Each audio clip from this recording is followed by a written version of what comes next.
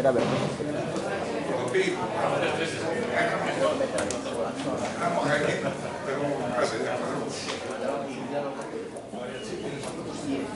Bueno, vamos a presentar al siguiente invitado de hoy, Carlos Paz, que como veis viene caracterizado de auténtico talibán.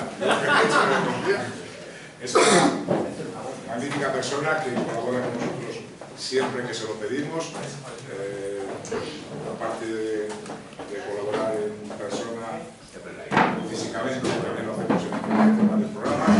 Es un auténtico experto en tema del Islam, ha estado en la zona de Siria, conoce bien los intríngulis de todo lo que está ocurriendo allí y escribió el libro Descifrando el Islam, que es muy interesante para saber cómo se mueven las diferentes facciones del Islam y quién maneja el Estado Islámico, cómo se mueven los hilos, que como dice el otro, no todo es lo que parece, esto es un trampantojo, esto parece que es así, resulta que es totalmente lo contrario, ¿no? Es un magnífico orador, aparte de magnífica persona, yo lo poco que he tratado en una persona genial. Y bueno, seguro que vamos a tener una conferencia de lo más amena y agradable. Así que sin más, Carlos Paz.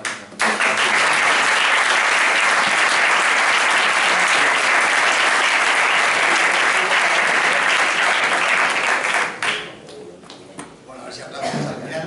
Muchas gracias por haber venido aquí, muchas gracias a la Federación Nacional y Alberto en persona, que no está, que me invitó allá por agosto. Creo que esto se graba y quería empezar diciendo que cuando se me invitó, pues le dije que me pedían tener un perfil bajo, que me pedían no ir a según qué sitios, y la respuesta de Alberto fue, por supuesto, que sí vengo aquí, como bien sabéis, siempre que me llamáis.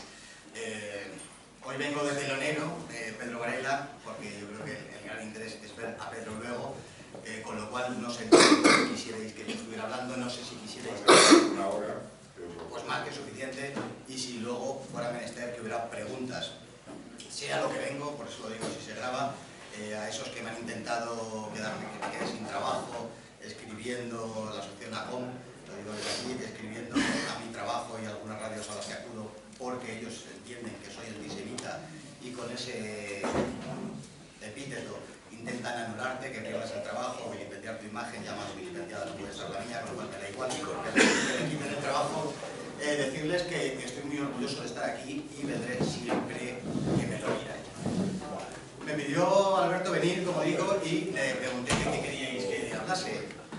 Me dijo que lo que me diera la gana. Y así voy a proceder en consecuencia. Escribí este libro se publicó hace un año.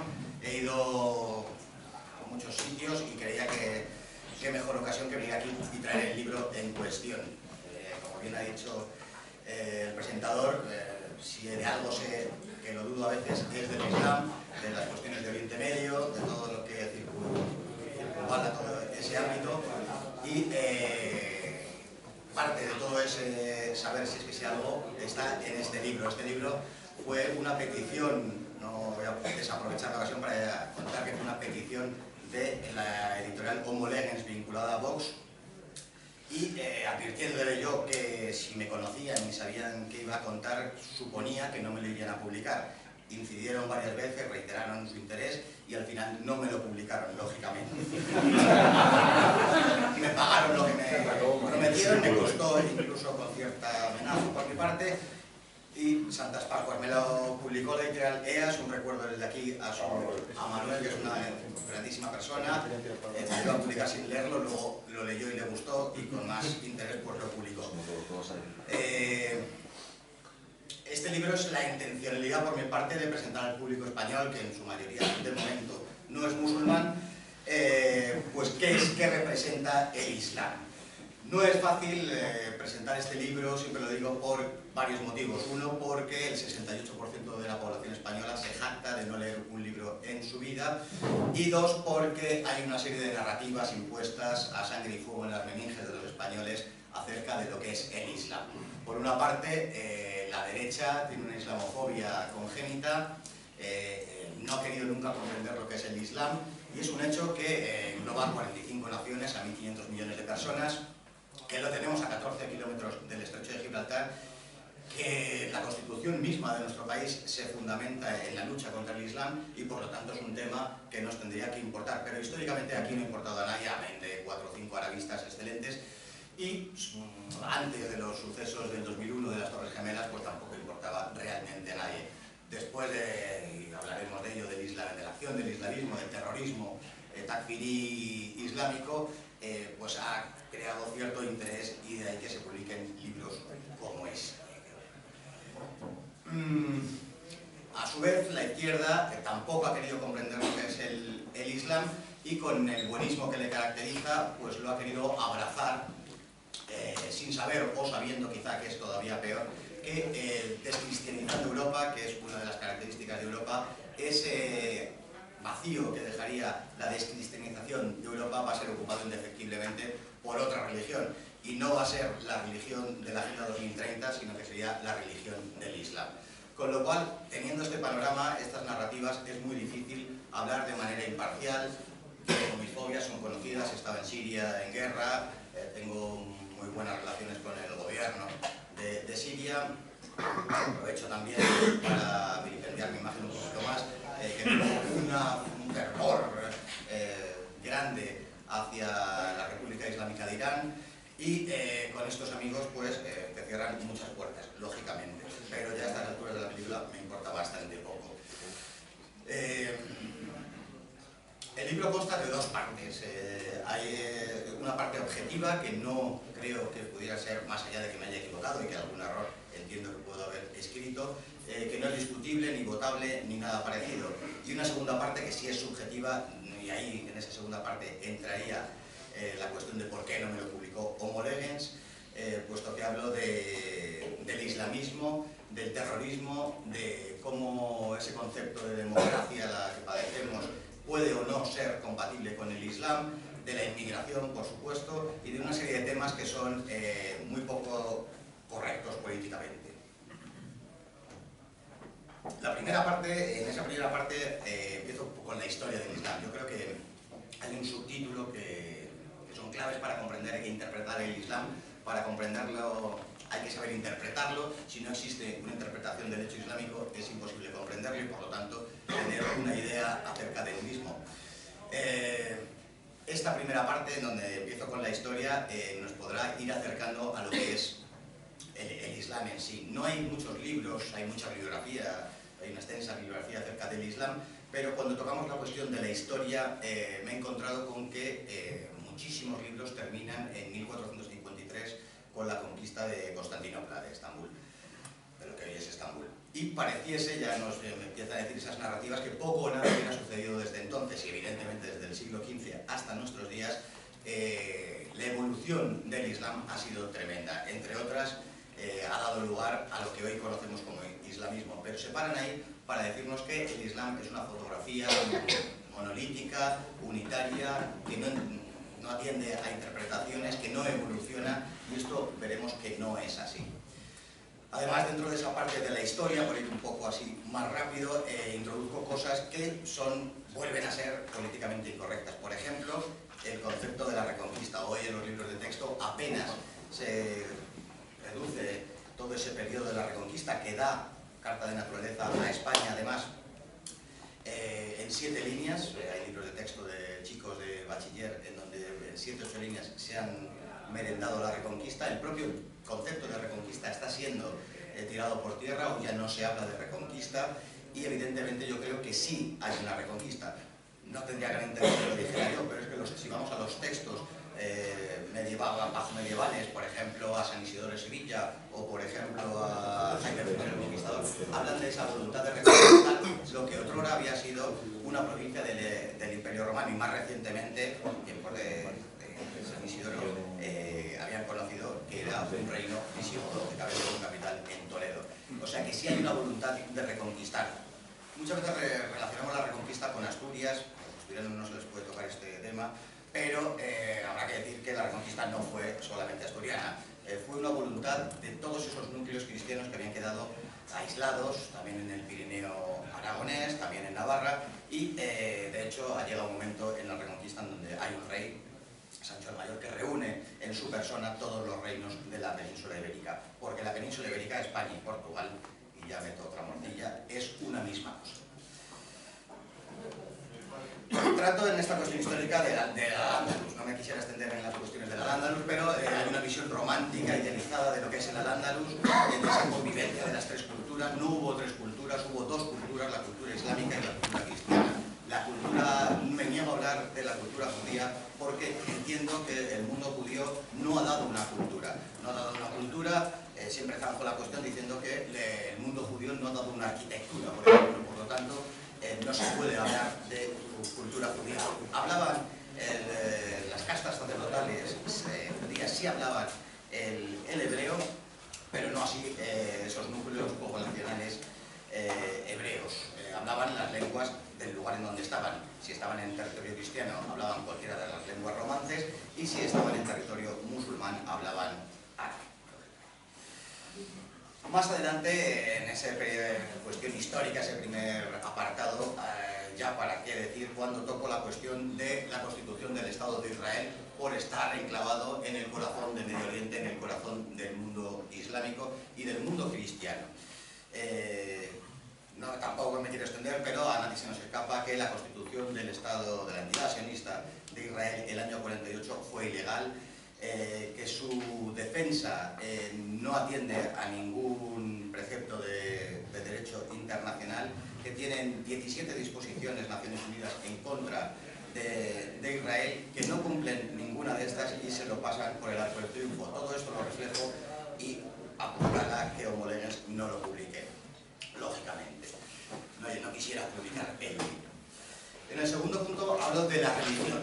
Entro en materia a hablar, puesto que si vas a hablar, escribir un libro del Islam y no hablas de la religión, pues apaga y vámonos. La religión, el Islam es una religión, esto parece una tautología, pero hay muchos pensadores, ideólogos, activistas, que hacen pasarse por analistas, de la derecha sobre todo, que nos hablan, estoy pensando en Ras Salam, por ejemplo, que el Islam es un plan político de dominación mundial. Esto es un auténtico disparate. Es evidente, parece ridículo incluso aclararlo, que el Islam es una religión. Es una religión que surge en el siglo VII, Mahoma es el fundador, tiene un texto religioso conocido por todos que es el Corán, tiene una serie de normas sociales, y ahí quizá es el punto más importante del Islam. El Islam no diferencia desde su comienzo entre lo privado y lo público, lo político y lo religioso. A eso se acogen los que dicen que es un plan político, pero evidentemente es una religión. Una religión que, y esto es, siempre que se escribo el libro, entiendo yo que el autor intentará, y esa ha sido mi intención, aportar algo nuevo, no coger refritos, moverlos y hacer un librito, ¿no? Y yo apunto aquí en este aspecto, con respecto a la religión, que para analizar una zona o un país de ese ámbito en donde la mayoría de la población es musulmana, no es la religión, puesto que creo, y he comprobado allá donde he ido, que la religión se supedita, se amolda al sustrato étnico y cultural sobre el que se asienta. Y esto es muy importante porque explicaría cómo, por ejemplo, hay unos usos y costumbres en el Líbano, donde es un país con la minoría mayoritaria es chiita, en donde, por ejemplo, las mujeres van en minifalda o usan camisetas de tirantes y van a la discoteca, y en otros ámbitos chiitas esto no sucede, por ejemplo, en Irán. O como Turquía, que es de mayoría suní, pues está europeizada, más allá del esfuerzo de Atatürk por europeizar Turquía, porque existe un sustrato cultural que se acomoda a algunos usos y costumbres cercanos a los europeos, y en otros ámbitos de mayoría suní, por ejemplo Arabia Saudí, nada de esto puede darse. Las mujeres en Arabia Saudí son poco menos que mero objetos. Cuando nos dicen que Arabia Saudí se está abriendo a la modernidad, nos dicen que están estudiando el hecho de que puedan conducir, por ejemplo. Evidentemente un crítico. Pero lo importante es sobre qué hecho cultural, étnico se ha supeditado el Islam en esa zona. Una zona Arabia Saudí, por ejemplo, que no ha salido realmente de la Edad Media del siglo VII-VIII, va a producir un Islam que no se modernice, un Islam que va a entender la literalidad del Corán como norma suprema y por lo tanto no va a poderse adaptar a los tiempos. Y esto sería otra prueba de que el Islam no es una cuestión monolítica y que entendamos que desde Marruecos a Indonesia el Islam no es lo mismo. Han surgido en todo el mundo islámico una serie de interpretaciones. Hay 4 grandes escuelas suníes, una quinta, y que es la primera, chií, de la que no se menciona casi nunca, que han interpretado el texto coránico y que han dado una interpretación de la vida del hombre enteramente diferente. Casi todos la bibliografía al respecto del Islam coincide con las narrativas islamistas en que el Islam es igual al sunismo. Esto no es verdad. Hoy en día el 20% del mundo islámico es chií.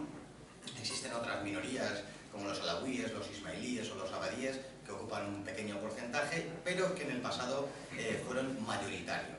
Y es este chiismo, por el que tengo fuerte simpatía, el que entiendo que sí se está amoldando a los tiempos, a la velocidad que le concede su propia cultura. Estamos hablando de pueblos por 3 veces milenarios, el pueblo persa, por ejemplo, o todo el creciente fértil que abarcaría Siria, Palestina, el Líbano e Irak. Es una de las cunas de la civilización humana y por lo tanto esa cultura les permite irse adaptando a los tiempos porque están acostumbrados a tener grandes pensadores, a que el Islam no lo ocupe todo el ámbito de la persona, como no ocurre con otras corrientes, todas suníes, o esa triste corriente que conocemos como el wahabismo, que procede de una de las escuelas, de la escuela jamalí, que se va tamizando a través de sus pensadores y que están condenados a no evolucionar, a quedarse anclados en ese siglo VII, como digo. Y que además, y esto es muy importante porque también, luego lo hablaré, todo esto tiene una incidencia para con nosotros, puesto que estamos padeciendo una inmigración de este origen. Hay una visión que se llama el orientalismo. Tenemos una visión de Oriente que se ha amoldado a los gustos nuestros. Por un lado, es una visión inmutable que se crea en el siglo XIX. Cuando pensamos en aquellas zonas del mundo que las mujeres van con velo, que ellos van en dromedario, que no hacen más que tomar té y este tipo de cosas. Y esto evidentemente no es así. El análisis de toda la evolución del pensamiento islámico nos podría dar muchas de las claves de por qué está sucediendo en el mundo lo que está sucediendo. Y es, por ejemplo, que todos esos grupos terroristas que tristemente conocemos, Al-Qaeda, el Estado Islámico, Tahrir al-Sham, todos los que actuaron en la guerra de Siria, los que atentan en Europa, todos proceden del mundo suní. Y esto se oculta porque hay fortísimos intereses, tanto desde esas derechas de izquierda que crean las corrientes de pensamiento, como del islamismo, como luego veremos, en lanzar unas mismas narrativas.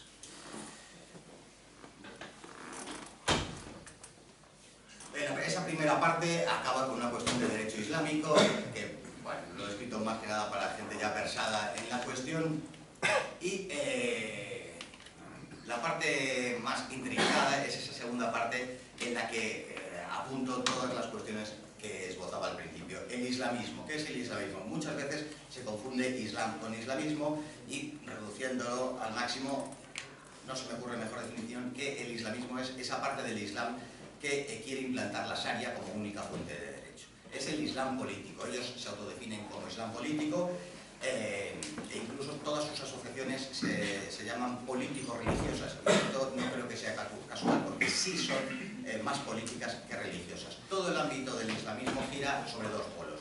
Sobre el wahabismo, esa escuela de pensadores islámicos que surge en Arabia, que está vigente, que es la que dicta y rige los destinos y los designios religiosos de Arabia Saudí, de Qatar, de Emiratos Árabes, a grosso modo de toda la península arábiga, menos de Yemen y Omán. Y el otro polo es la hermandad musulmana. La hermandad musulmana que apenas se Se habla de ellos, del wahabismo les conocemos a través de esos grupos terroristas, pero en la hermandad musulmana entiendo que tiene una mayor peligrosidad. ¿Por qué? Primeramente porque tiene la misma finalidad que el wahabismo, que es imponer la sharia como única fuente de derecho. Pero la curiosidad y la distinción entre ambos es que la hermandad musulmana acepta el juego democrático. Forma partidos y se presentan a las elecciones. En España, en toda Europa hay partidos de la hermandad musulmana. Uno de los grandes prebostes de la hermandad musulmana es el presidente de Turquía, Erdogan. Aquí en España hay partidos de la hermandad musulmana. En los últimos comicios municipales se quedaron a poco menos de un centenar de votos para haber conseguido ser el partido más votado. Es decir, existe un peligro real, que yo no he visto nunca que los medios lo aborden. Pero que, insisto, sufragan grupos terroristas.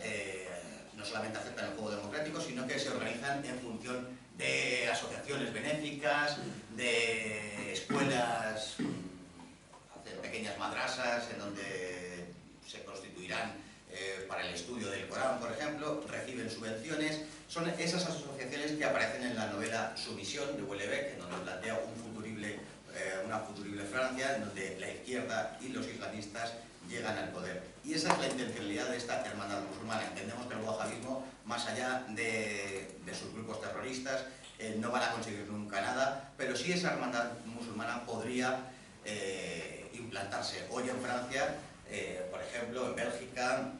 Suecia ha empezado a ver la luz y a poner remedio a la situación, pero hay países como Bélgica o Francia que siguen pensando que son aliados de la democracia, que son gente que vienen a pagarnos las pensiones, que son gente que nos vienen a solucionar el futuro, cuando ellos tienen muy claro que la discriminación, las subvenciones, todo lo tienen favorable para llegar al poder o, si no, para imponer. Y de hecho, de facto, hace 20 años me podrían haber apedreado y decir que estoy alucinado y tal, pero ya se están dando zonas, nadie se nos escapa de los presentes. Si fuera otro ámbito en el que hablase otro foro, podría haber discusión, pero todos sabemos que hay zonas de las ciudades, importantísimas ciudades de nuestro continente, en donde la sharia ya se ha impuesto, es lo que llaman, con ese epíteto ridículo, de zonas no-go, zonas donde la sharia se implanta y las mujeres, por ejemplo, pues no pueden ir vestidas como les dé la gana, o no puedes pasear un perro, o, ya me afectaría personalmente, no puedes fumar o beberte un chato de vino. Esto se está dando ya en París, en Manchester, en Inglaterra, en Bruselas, un auténtico horror. Y todo esto está alimentado por esa hermandad musulmana. Hablo de la cuestión de la democracia. Me extiendo un poco lo que yo entiendo que es la democracia, pero aún habiendo muchas formas de democracia, hablo de la que sufrimos, lógicamente, de esa partidocracia, de ese sistema de partidos que tenemos. Y siempre se habla así, el mundo islámico puede desarrollar formas democráticas o no. Yo lo que entiendo, sintetizándolo, es que hay partes del Islam que sí podrían relacionarse con la democracia, y de hecho muchísimos países, todos los que rodean a Israel de entrada, son formalmente democráticos, tienen parlamento, tienen partidos políticos, hay elecciones, tienen una constitución.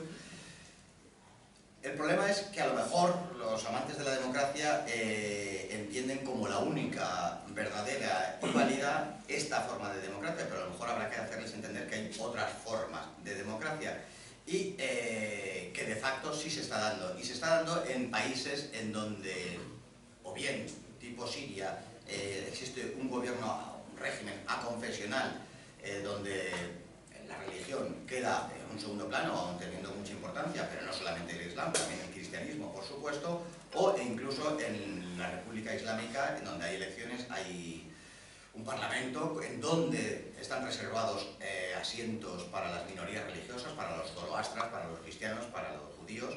Todo esto se omite y entiendo que sí, lo que hay que entender es que cada cultura evoluciona a una velocidad. Y partimos de la base de que la democracia no es el bien supremo y no es que tengan que llegar allí por designio divino. Pero sea como fuere, están evolucionando a un sistema que puede ser homologable con todos los defectos que tenga, como el que tenemos nosotros, y que Europa no tiene que entender que no se puede imponer la democracia a cañonazos como está haciendo.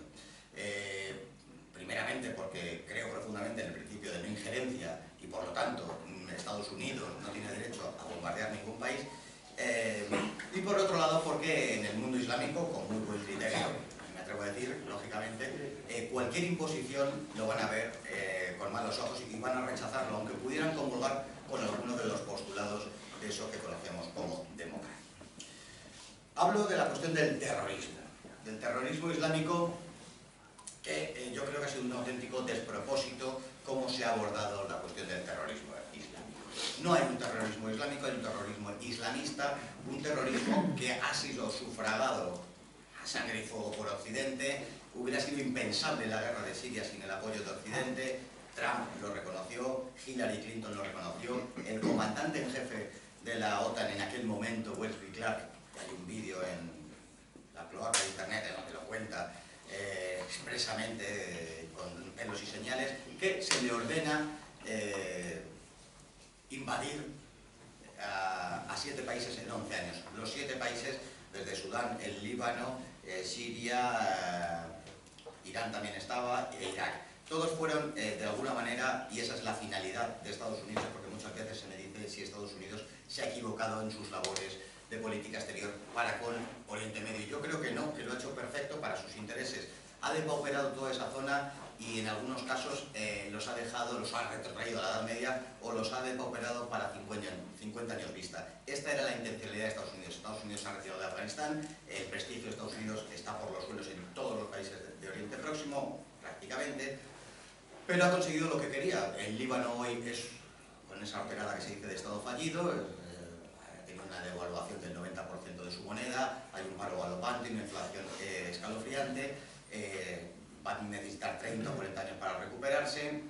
Siria todavía continúa la guerra desde el 2011, aunque de manera muy localizada, pero sufre un bloqueo y tiene una situación económica horrorosa. Irán están empezando, que lleven ya tiempo, pero ya de manera descarada, que están conduciendo a que se produzca una guerra civil. Hemos sufrido hace unas semanas todas esas manifestaciones por el velo de la chica que falleció, etcétera, etcétera. Ahora mismo en Irán hay grandes protestas en ámbitos universitarios instigados por los enemigos de Irán, que son Estados Unidos y Israel básicamente, y yo creo que han conseguido lo que querían, que era depauperar eso. Uno de las herramientas, de los modos y maneras que han utilizado para depauperar estos países ha sido el terrorismo. Con esas narrativas, que muchas veces hay países que no entienden que hay un frente de guerra que es el frente mediático, prepararon como ahí cuento bastante bien, a periodistas de muchos medios, del País, de Televisión Española, para que fueran preparando las meninges de los ciudadanos de Occidente para apoyar, en concreto, el que se depusiese a Bashar al-Assad para hacer sinónimo de Siria con el terror. Nada de eso es verdad, pero es muy importante el apoyo mediático que han tenido los terroristas, el apoyo de dinero, por supuesto, el apoyo de medios y recordemos, por ejemplo, cómo describían a los mismos grupos terroristas que actuaban en Irak, en Siria o en Estados Unidos de manera diferente. Eran terroristas los que atentaban, siendo de la misma organización, en Nueva York, eran rebeldes moderados en Siria y va cambiando el lenguaje porque el lenguaje crea la realidad y creo que esto es un punto muy importante. Con esas palabras, con esas expresiones, esas imágenes que intentan grabarnos a sangre y fuego para crearnos la realidad, porque no es la realidad la que crea el lenguaje, sino el lenguaje la que crea la realidad. Hay muchísimas más cuestiones de la cuestión de la violencia, siempre se relaciona el Islam con algo negativo, nunca con nada positivo, y se relaciona indefectiblemente Islam y violencia. Se extraen suras muy concretas del Corán en donde hay textos violentos, pero siento decir que el texto sagrado del cristianismo, la Biblia, tiene tantos pasajes sangrientos y llamadas a la violencia, sobre todo en el Antiguo Testamento, en el Deuteronomio, en los Números, en el Levítico, que son enteramente escalofriantes. Solo extraer y descontextualizar esas suras creo que no es muy profesional y muy académico. Siempre se intenta explicar la historia de cualquier país con el Islam en la mano, con el Corán en la mano, y creo que esto es un error tremendo. supuesto aparece la cuestión de la yihad, siempre manida cuestión. La yihad se podría explicar en los primeros años, en esa gran expansión del Islam, desde la muerte de Mahoma, incluso antes, hasta un siglo y medio después, en donde llegan desde España hasta el centro de Asia, pero ese concepto de yihad, de imponer por la fuerza, con la violencia, el Islam, ha quedado reducido a un número de escuelas que son las que alimentan el terrorismo. No así, por ejemplo, a la escuela Jafarí, que es la escuela chiita, en donde la yihad se ha quedado recluida a como en principio incluso hubo discusiones dentro del Islam qué era la yihad, el esfuerzo, la lucha, esa yihad akbar, esa lucha mayor en donde entienden que la yihad es la lucha, y yo creo que lo compartiríamos todos, de cada persona con el mal, para ser mejor persona al fin y al cabo, que eso es lo que quiero pensar que queremos cada uno de nosotros. Y luego habría una yihad menor en donde siempre que esté en peligro el Islam haya que defenderlo, siempre de manera defensiva. Pero hay autores como Esparza, por ejemplo, Javier Esparza, en donde tiene un libro que se llama Yihad, e intenta hacer un hilo, lo leí hace poco, intenta hacer un hilo conductor desde aquellos tiempos, desde tiempos de Mahoma a el Estado Islámico, conectar a Mahoma con el Estado Islámico. Esto es un auténtico disparate. Un disparate que conviene a gentes de derechas, a gentes que a lo mejor no han profundizado, yo creo que en este caso hay mala fe, y en otros muchos también, porque, como digo, desde el principio el Islam ha evolucionado, ha dado lugar a una serie de interpretaciones que no pueden justificar que desde Mahoma hasta Ben Laden haya un hilo conductor. Si lo traspolásemos a la religión cristiana, a la nuestra, creamos o no, somos de religión cristiana, de cultura, no hay un hilo conductor, no se podría justificar la historia de España con la Biblia en la mano. Durante unos tiempos sí, pero durante otros siglos no tendría ningún sentido.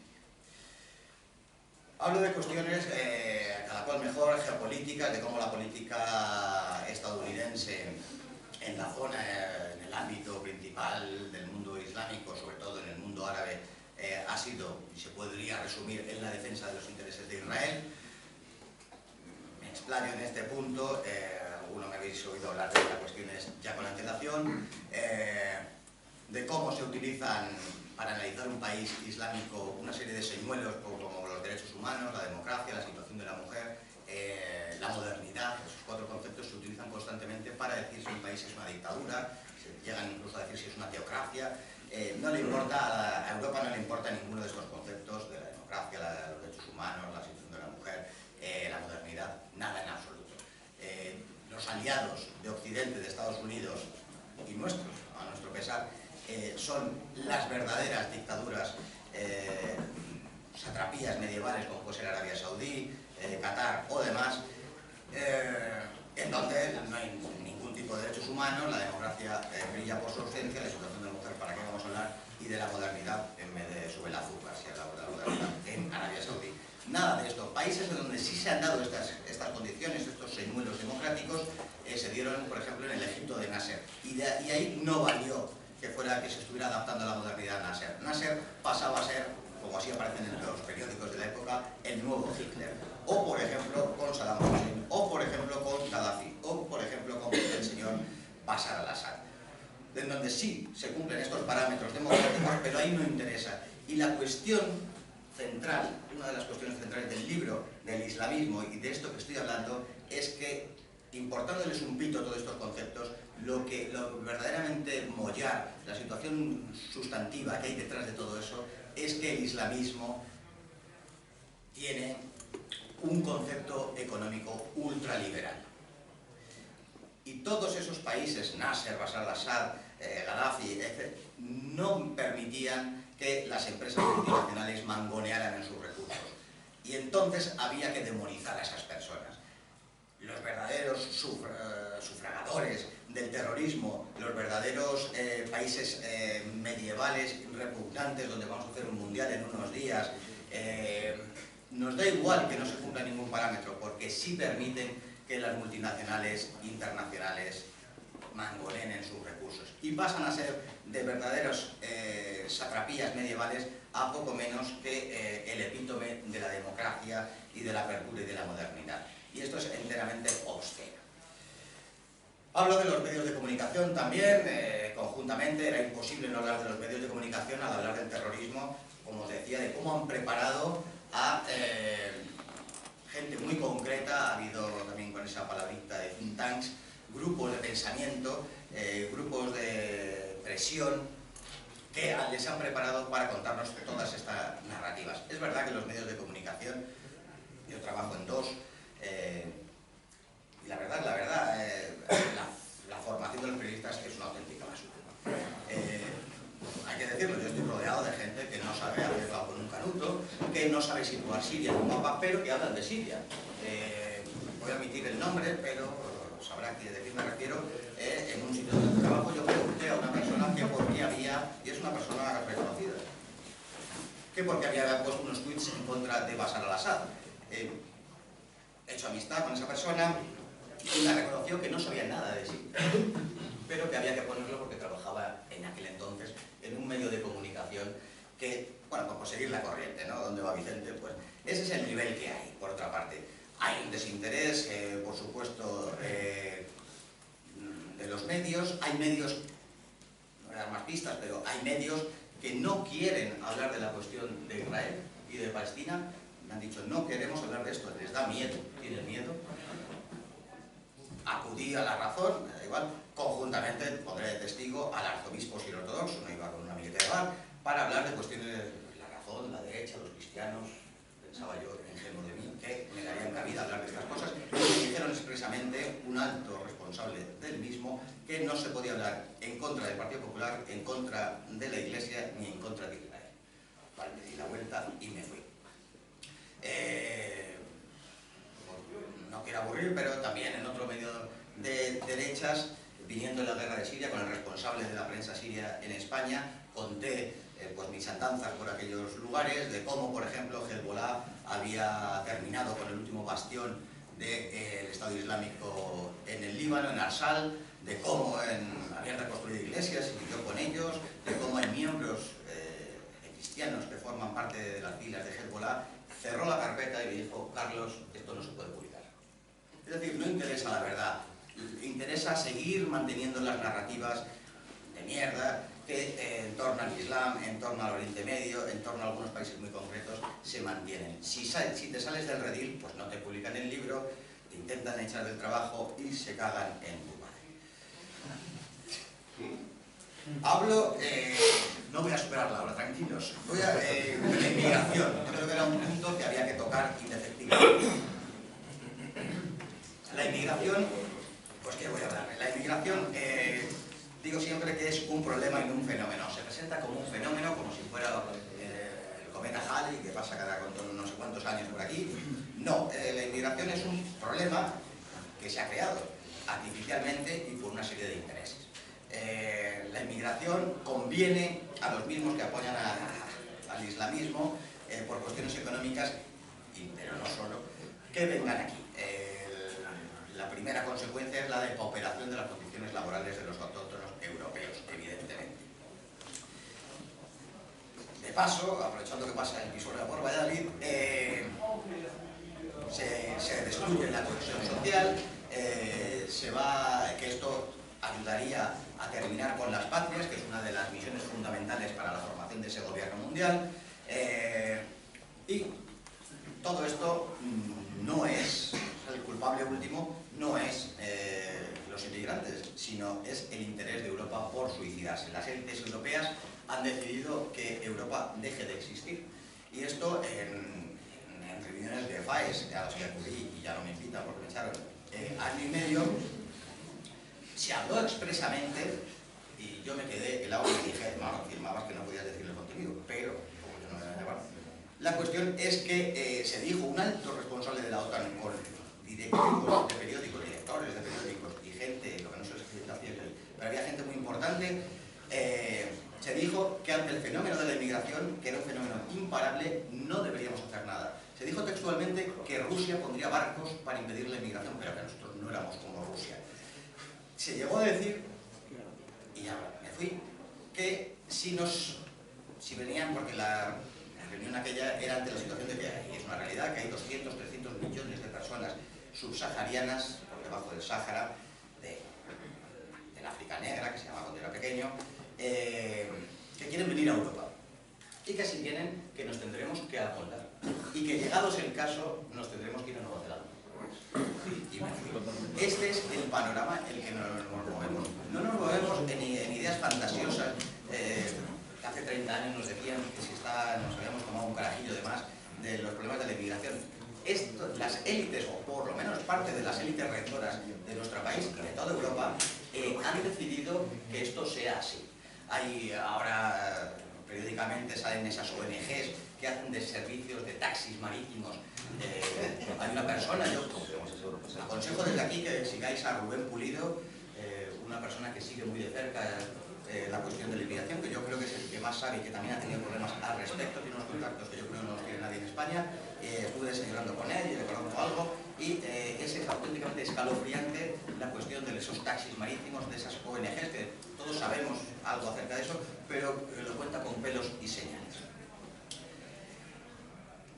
Acerca de inmigración, se podría hablar también de la relación teniendo yo relación con algunos servicios de inteligencia del Medio Oriente, cómo me dicen cómo se dan datos de personas que vienen aquí, que son yihadistas y que no se hace nada. Y ahora hay algunos policías, altos mandos o medios que están hablando de cómo se sienten maniatados los cuerpos y fuerzas de seguridad del Estado con respecto a otras cosas y también a esto, a la cuestión de la inmigración, del yihadismo, del terrorismo. El terrorismo conviene que exista.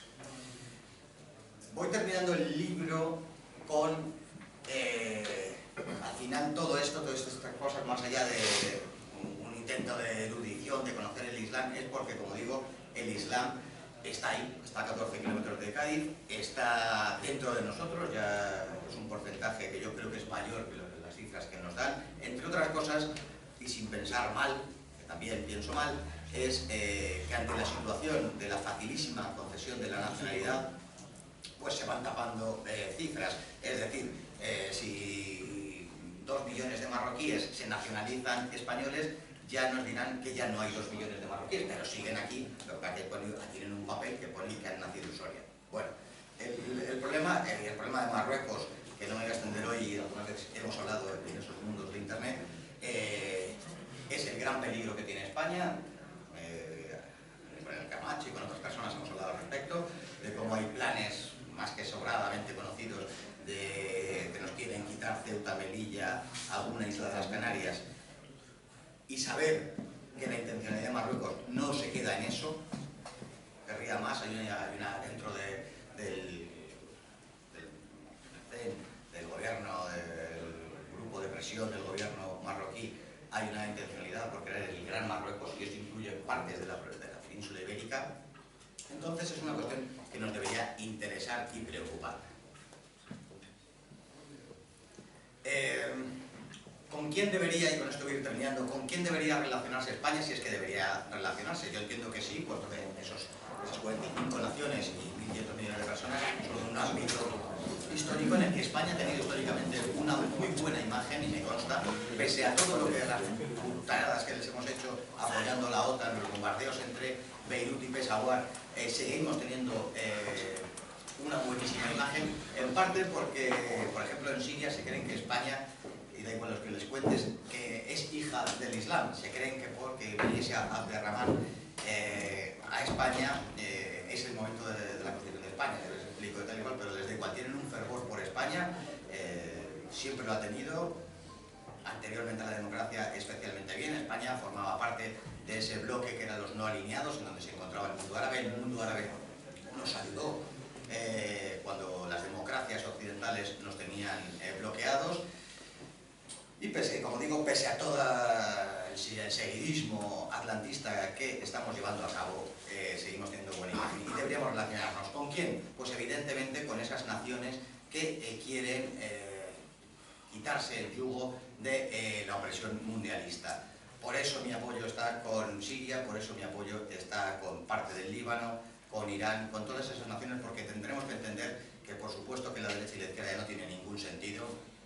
Todos los que nos esperarán luego, que ponen pancartas y tiran cócteles no son izquierda, son un producto del posmodernismo. La izquierda, el posmodernismo ha barrido a la izquierda. Seguramente si les vemos a esos tipos, pues veremos a 4 gordas con pelos en el sobaco,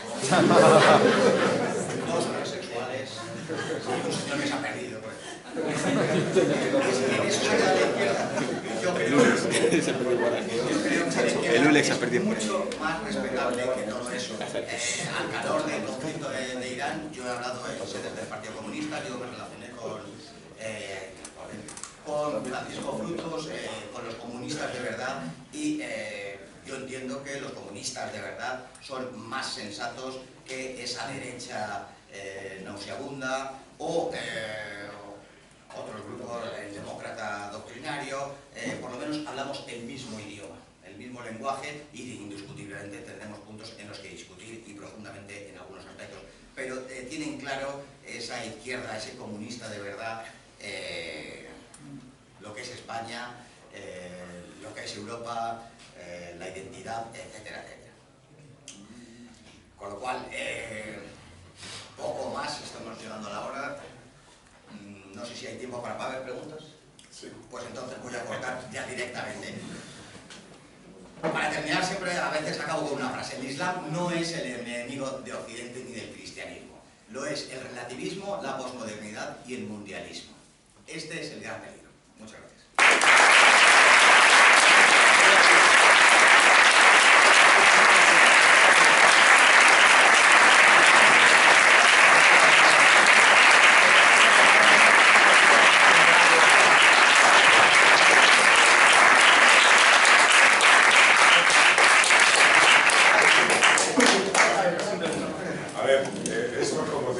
Me encanta que siempre se matice siempre lo de las páginas de con muchos mejor de dos culturas y 3 religiones, pero como era tan ocultista, ni eso. Pero eso se lo debemos a un nefasto Américo Castro, que se inventó eso, y a partir de ahí todos son normales, empiezan a hablar de las primeras 3 culturas y a subir a lo que es el Islam, perdón, lo que es el judaísmo como una cultura. Y luego hay otra cosa que también hay que reconocer, que todos, como todos sabemos, los musulmanes llegaron a un erial, esto era un desierto, aquí no había nada, no había habido nadie nada, y llegaron y hicieron todo, que es lo que se quieren vender ahora. Aquí no había habido absolutamente nada, pero los acueductos, los regadíos, el arco de herradura, el sistema arquitectónico árabe lo copian de los romanos, lo copian de lo que había. Pero bueno, nos venden como todo lo que aquí no, todo lo bueno es el Islam y todo lo malo son los cristianos salvajes, bárbaros que vienen de Asturias y empiezan a cortar cabezas a los pobres musulmanes que habían venido. Como bien dices, ya se niega hasta la propia reconquista, que dice que no hubo reconquista, que esto es una falsedad, que no hubo invasión, entonces simplemente, pues como están viniendo ahora, no hay invasión, van entrando, se acercan y ya está. Entonces ya dicen, esto no es nuestro. Y lo de Marruecos, ¿qué dices? Porque Marruecos es muy lo que se cree el heredero de Al-Ándalus, como se refugia ahí la parte de cuando se les expulsa de Granada, se refugian ahí, se considera herederos. Y es la parte que quiere, y lo tienen muy claro. ¿Podéis preguntar? Buena pregunta. Respecto al papel de España, ¿no? Muchas veces hemos hablado de esto en el programa nuestro de Democracia Nacional y demás. En un caso hipotético en el que haya un gobierno nacional, condiciones en España, que la coyuntura internacional apoye el papel de España, ya no como estandarte del cristianismo, ¿no? Pero en el mismo testamento Isabel la Católica hablaba de evangelizar el norte de África. Nosotros, como españoles, no creo que podamos estar al margen de nuestra obligación histórica como civilización, ya no de evangelización, pero sí de alejar el Islam todo lo que podamos de nuestra frontera. Entonces, con esto quiero decir, evidentemente, como tú has dicho, el Islam ha evolucionado a lo largo de los siglos, no estamos en la época de la Reconquista, pero sí que es verdad que podemos tener buenas relaciones, como hubo en época del franquismo, que había excelentes relaciones con Irak, con Siria y demás, y que mi experiencia personal también, yo dentro de Democracia Nacional represento al partido en Relaciones Exteriores, hemos ido varias veces en Bruselas a la Embajada de Siria, tenemos un afán además dentro de la Alianza por la Patria de Libertad, que es la que aglutina a todos los partidos, digamos, nacionalistas que estamos en este ámbito y que apoyamos una línea parecida a lo que tú estás diciendo. Tenemos muy claro pues, el apoyo sin fisuras a Siria y a todos los países no alineados que luchan contra el terrorismo. Pero la cuestión es la siguiente.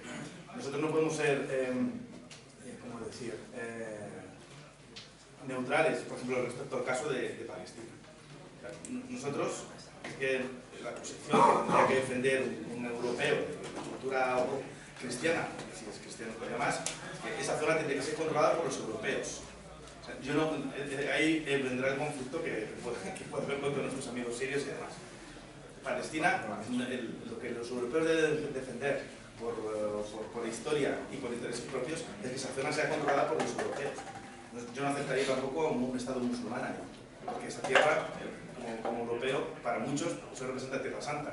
Eso no es el concepto, o sea, no es la situación actual, es una utopía a día de hoy, pero llegado un momento en el cual Europa vuelva a estar en posición de fuerza, a lo mejor sí que tendría que ponerse en la zona. De la misma forma que nosotros tenemos buena relación con los musulmanes de Líbano, con Hezbollah o lo que sea, pero nosotros deberíamos apoyar, entiendo, a lo que hasta no hace muchos años era mayoría, que eran los cristianos. Han pasado de ser el 80%, corrígeme, al 20%. Nosotros, claro, podemos tener buena relación con los musulmanes, pero como europeos, la institución que representamos, o como españoles, entiendo que nuestra relación y el apoyo tiene que ser principalmente a los cristianos que quedan en Oriente. No sé si entiendo lo que quiero decir. Son muchas cosas. Si España no tiene política exterior y no la quiere tener. Entonces, está planteando un escenario que antes soy yo alto y gordo y rubio que llegar a que tengamos política exterior propia. Palestina. Europa no ha pintado nada, nos creemos, nos atribuimos el hecho del cristianismo. El cristianismo no nace en Santiago de Compostela, sino que nace en Tierra Santa, evidentemente. En Belén, Cristo, y muere en Jerusalén. Aquello no es nuestro. Las cruzadas también lo abordo. Las cruzadas fueron, sintéticamente, no fue para reconquistar los sitios sagrados, los santos lugares, sino para terminar con las iglesias orientales.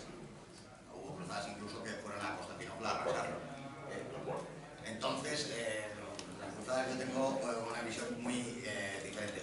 Sí entiendo que el hecho del estatus de Jerusalén podría establecerse, y eso sí lo creo, una ciudad internacional. Ha habido Tánger, ha habido que fueron una ciudad internacional. Yo entiendo, aparte de la base, que Israel tiene que dejar de existir. Ahora verás, pero no estoy propugnando la extracción, no, escribir que ese país, hay países que no tienen que existir. Y entonces Palestina tiene que ser de los palestinos. Esto me parece evidente. Europa, lo de los cristianos del Líbano, pues la natalidad musulmán, y el Líbano se crea para contentar a los cristianos maronitas de la zona, se desgaja de Bilad al-Assad, de la Gran Siria, y se crea, los franceses se lo inventan, el Líbano. Bueno, el Líbano no tendría ni por qué existir, pero existiendo, indudablemente se rige por un censo todavía de 1928,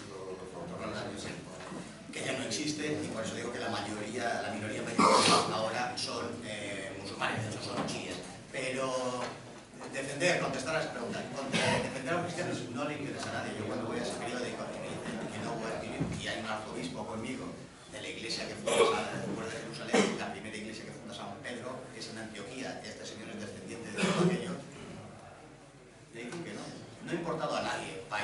Incluso he hablado con diputados de Vox y más allá de la palmadita, la sonrisita, no han hecho nada. No interesa a nadie los cristianos, porque Europa ha dejado de ser cristiana. Sí, bueno, primero darte la enhorabuena por la charla, me ha parecido magnífica. Respecto a la anécdota de que el libro se lo encarga Vox y luego no lo quiere publicar porque el contenido lógicamente no se amolda a su contenido ideológico, me parece que es algo más que una anécdota que desconocía y me parece también fabuloso. Y sobre todo preguntarte, decías que la intervención de Estados Unidos en Oriente Medio había sido magnífica para sus intereses, lógicamente, de Estados Unidos y de Israel, y qué causas ha habido para que no se haya llegado a culminar de todas las opciones que tuvo en Oriente Medio, la opción de Siria, del atlantismo. ¿Por qué allí no ha llegado a funcionar el le echara básicamente. ¿Cuál es la causa o quién es más responsable de la ayuda a Siria para que Siria no haya caído? La guerra en Siria la ha ganado sin el apoyo ruso, principalmente, sin el apoyo iraní y sin el apoyo de las milicias del Hezbollah, no hubiera sido posible. Pasaba Santiago un momento en el año 15 que dice que no soportan más. Tenían 17 frentes de guerra. Era un mosaico en donde no se podía pasar de una zona a otra, ibas en una furgoneta. Claro, nosotros entendemos los frentes de guerra como una zona, ¿no? La guerra española, la guerra civil. Aquello eran ciudades, hay zonas desérticas en donde tenían, en los mapas, en los telediarios, que ponían todo esto es del Estado Islámico. No era verdad, porque era todo desierto. Ahí no era de nadie. Entonces, para ir de una ciudad a otra, me acuerdo que se ponían planchas de acero y decían, pues agáchate que disparan por aquí. Por ahí. Era un mosaico. Hay un momento que las estructuras del Estado de Siria no soportaban. Piden ayuda a Rusia, que es una acción, vaya por delante, es muy importante, legal. El derecho internacional entiende que esto se puede hacer y en función de ese articulado de derecho internacional lo hizo. No así Estados Unidos, que es una injerencia. Estados Unidos se pasa por allí y todavía tiene soldados en alguna zona porque les da la gana. Respondía a tu pregunta, fue Rusia, sobre todo, y en menor medida el Hezbollah y Irán. A ver, una más, porque si no vamos a... Podemos estar mucho tiempo, claro. Lo de fuera, yo siento. A mí me gustaría que se hablase, que creo que es un punto que se desconoce mucho, de cómo se introduce el Islam en la península ibérica en ese periodo de declive de los reinos visigodos y a qué atiende esa entrada del Islam en la península ibérica, si eres tan amable de hablar un poquito sobre ello. La historia, más allá de presentarte un programa de preguntas, vale para saber de dónde venimos y saber qué puede pasar. La historia nos cuenta que el Islam viene por una tradición, una lucha intestina de partidarios del mundo visigodo. Más allá de otros elementos que ayudan a que entrasen estos señores. Se les llama y vienen. ¿Cómo se introduce? Bueno, no eran, decimos muchas veces, los árabes, solamente algunos mandos de las tropas musulmanas eran árabes, yemeníes, muchísimos, no árabes, pero la tropa era una morisma, era la gente de lo que hoy es Marruecos, que practicaban ya el Islam, pero hacía recientemente que se había convertido. ¿Cómo eclosiona aquí? Bueno, muchas veces fueron conversiones de conveniencia. Hay periodos, que no lo he tocado en la cuestión de la reconquista, de la tolerancia. Pues hubo periodos de tolerancia y periodos que no había ninguna tolerancia. Al principio Almanzor hace bajar las campanas de Santiago a Sevilla a lomos de cristianos. O a Fernando. ¿De acuerdo?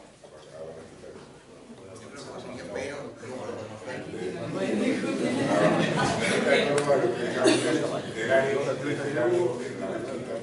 Pues yo quería cerrar los terceros santos. Luego cuando entra. Pues yo creo que estaba en Sevilla, pero luego lo veremos y veremos si estaba en Sevilla. Pero poco importa para la historia, puesto que obligamos a los musulmanes a volver las campanas. Hay una legislación y se conoce donde no pueden los cristianos, como en muchos sitios de mayoría islámica a día de hoy, no pueden llevar determinados colores, no pueden tocar las campanas, no pueden montar a caballo. Y esto dentro de un ámbito de tolerancia que entiende el Islam, porque en la tolerancia en el Islam también es interpretable. O sea, esto no, hay países de mayoría musulmana que el Islam existe enteramente normal.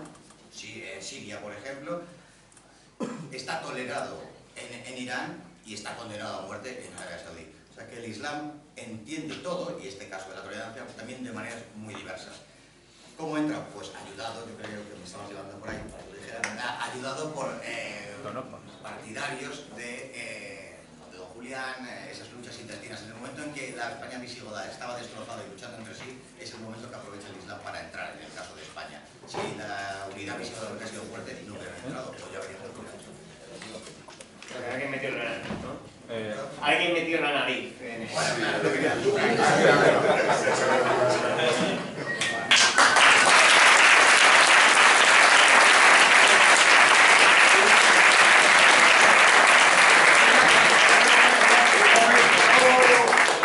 Quiera comprar el libro de Carlos, ha traído varios ejemplares, así que se queda aquí de corte.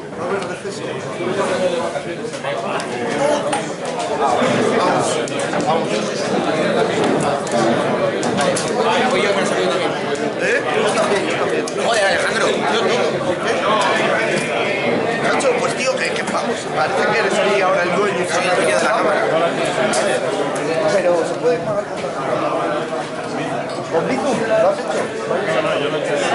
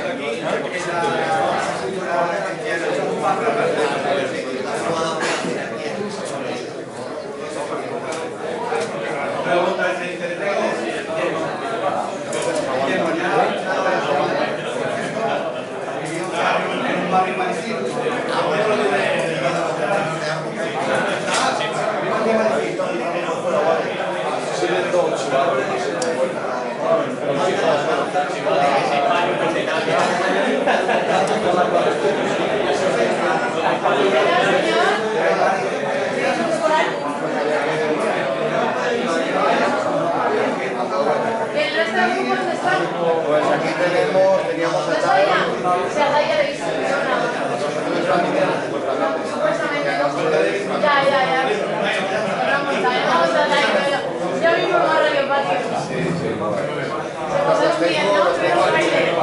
Los dedos cortados.